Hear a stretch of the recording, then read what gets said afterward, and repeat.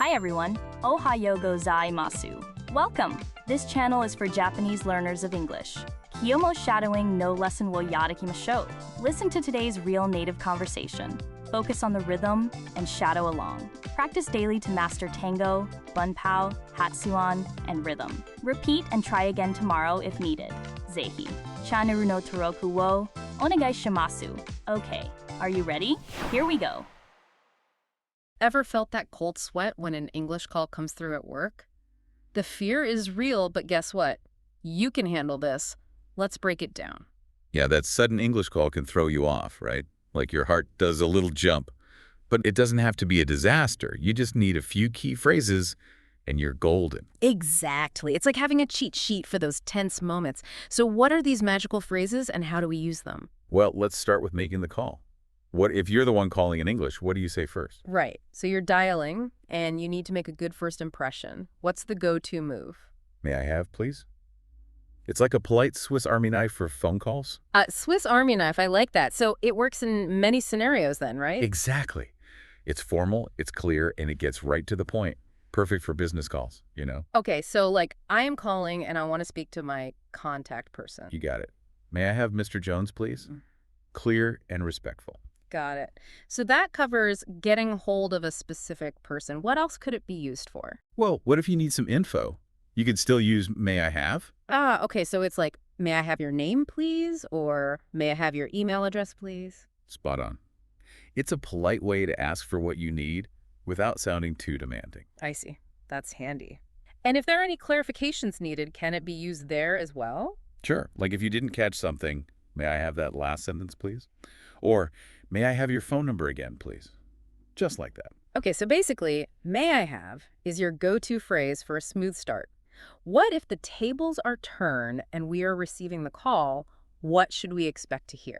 Right, so if you pick up the phone and it's in English, you need to be ready. Be polite and ready. So what should we say to acknowledge and then keep the conversation going? Well, first, you got to greet them, right? So something like, thank you for calling, followed by your company name, and your name is a classic. Okay, that makes sense. So thank you for calling. This is X company. This is Y speaking. And then how do we get to the meat of it? Right. Then ask them who they'd like to speak to. Who would you like to speak to? Or, Ters, may I ask who's calling, please, is a good way to go. Those sound good. What if you need to ask for clarification or ask someone to speak slower? You've got to be confident, but also polite. Try, could you speak more slowly, please? Or could you please repeat that? Yeah, it's all about keeping it clear and respectful, right? Yeah. What about when the person you need is not available? This happens all the time. There are many ways to handle this gracefully, like, I'm afraid she is on another line right now, or I'm sorry, but she's out of the office today. Right, and what if they need to leave a message? Then it's like, would you like to leave a message, or should I have him call you back? Always offer options, you know? Yes, definitely. That's polite and helpful. So what if you are having trouble hearing or it's just not very clear? Oh yeah, the dreaded bad connection. No worries, it happens. Sorry, I'm having trouble hearing you. Could you speak a little louder? Simple and clear. Got it. So what if you were getting off the call? What is a polite way to do that? Well, it's in a must to thank them. So thank you for calling. And maybe add a have a nice day for that extra touch. Right. Always end on a positive note. So it's really about having these phrases ready. It's like having a roadmap, right? Totally. It helps you navigate through the call. And it also means that you are confident, and that makes a huge difference. Okay, so what if in the middle of all this, you lose track, it's not really your strong suit, or you simply do not understand what they're saying? Don't panic. Just be honest. A simple, I'm sorry, but I do not speak English well. May I transfer you to my coworker? Works wonders. That's it? Sounds so easy, doesn't it? Yeah. It's always better to be upfront and offer a solution. People appreciate honesty, especially if you're trying your best.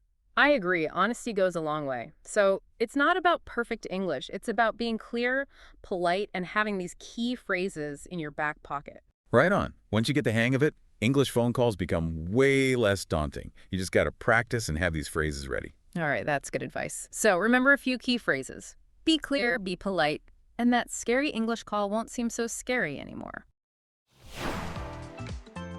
All right, we've finished today's lesson. How did you find it? 理解できない部分はありませんでしたか? Repeat and try again tomorrow if needed. Please let me know your感想 or request in the comments. ぜひチャンネルの登録をお願いします。I look forward to seeing you all again soon. See you next time. Bye bye.